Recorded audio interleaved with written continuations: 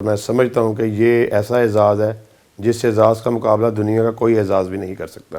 ہمیں تو پتہ اس دن چلا جب قاری صاحب نے بتایا کہ ماشاءاللہ آپ کے بیٹا 4-5 سپارے حفظ کر چکا ہے۔ لوگ ان کے پیچھے آگے تراویح پڑھتے ہیں۔ جب میں نے پوچھا کہ آپ اتنی دور چل کے آتے ہیں ان کے پیچھے تراویح پڑھنے کے لیے، تو انہوں نے یہی بتایا جی کہ ان کی جو آواز ہے وہ جو نا ہمارے دلوں میں جا کے ٹکراتی ہے۔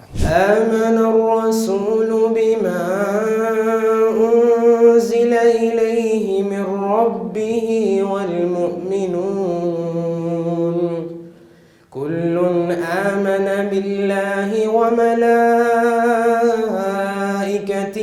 وکتبہ ورسلہ۔ فیصل اسلامک سینٹر سے 4 ماہ 15 دن میں حفظ مکمل کیا۔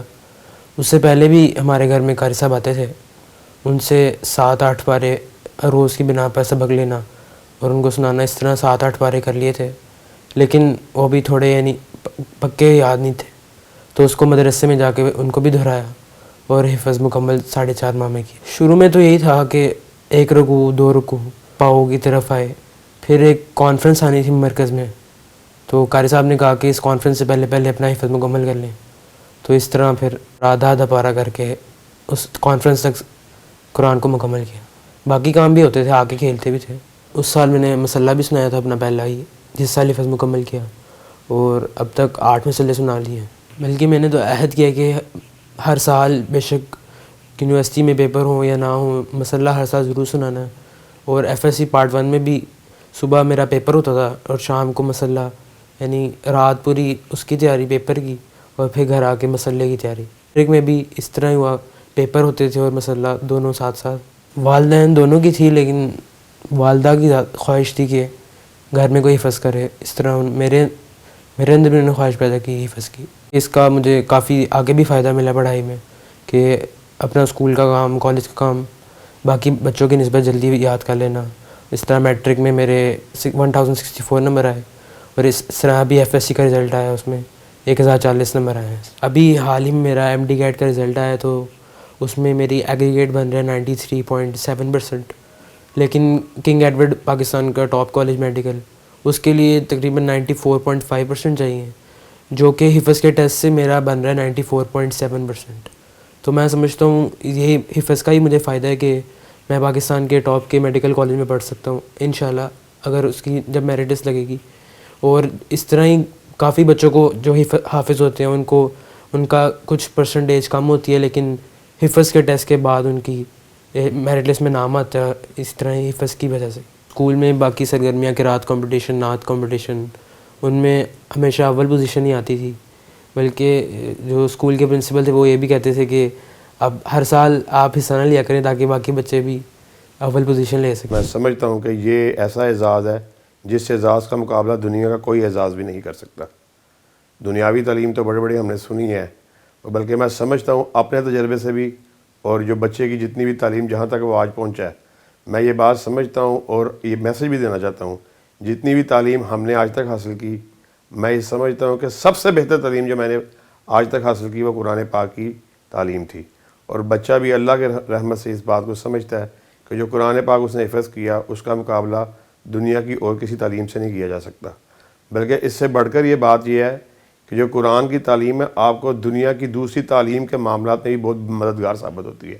اور ہم نے اس بات کا اپنے خاندان میں بھی اور باہر بھی مشاہدہ کیا ہے، جو بچے حافظ ہوتے ہیں ان کی ذہانت کا مقابلہ عام دوسرا بچہ نہیں کر سکتا۔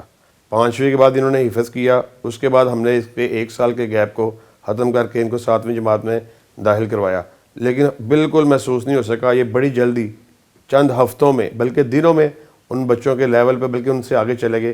یہ ساری جو برکات تھیں یہ صرف حفظ کی وجہ سے تھیں۔ بعض اوقات ایسی چیزیں کہ جو آپ کے باپ نیک تھے، ان کی وجہ سے اللہ، جو انہوں نے ہمارے لیے اپنی زندگیوں میں دعائیں کی، ان کی وجہ سے اللہ ان کی اولادوں میں بھی وہ برکتیں اور رحمتیں نازل کرتا ہے، کیونکہ ہمارے باپ نیک تھے، میں یہ بات سمجھتا ہوں، پھر ان کے باپ نیک تھے۔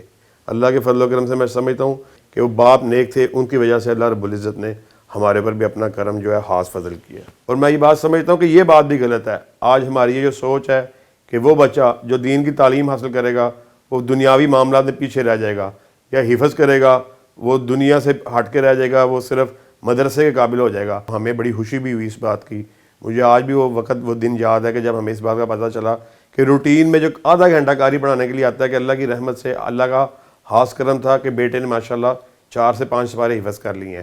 پھر وہ سال کا اختتام ہونا تھا, 5ویں کلاس ہم نے مشورہ کیا کہ مکمل ہو جائے, پھر اس کو باقاعدہ حفظ کروایا جائے. ہم نے اپنے خاندان میں مشاہدہ کیا, اور آپ ہمارے پورے خاندان کی تاریخ سے اچھی طرح واقف ہیں. اللہ کے فضل و کرم سے علامہ شہید, ان کے جتنے بھائی, ڈاکٹر فضل الہی, پھر ابتسام بھائی, پھر ہشام بھائی, پھر ہم, پھر میرے نانا الحمدللہ. میری والدہ بھی ایسے خاندان سے تھی جو آج اللہ کے فضل و کرم میں ملک عزیز میں جتنے بھی بڑے علماء ہیں, شیوخ ہیں, سب کے سب بالواسطہ یا بلا واسطہ سب کے سب حضرت حافظ محمد گوندلوی کے شاگرد ہیں.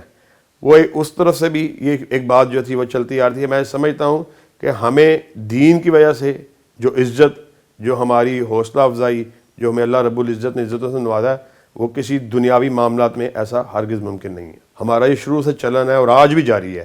جو بچہ دین کے معاملے میں, یا وہ نمازیں پڑھنے کی بات ہو, قرآن کی تلاوت کا معاملہ ہو, حفظ تو ایک بہت بڑی سعادت ہے.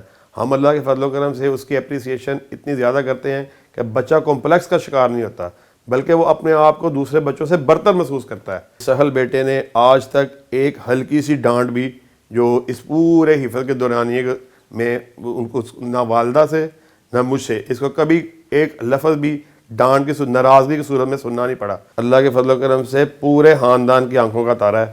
ربنا ولا تحمل علينا إصرا كما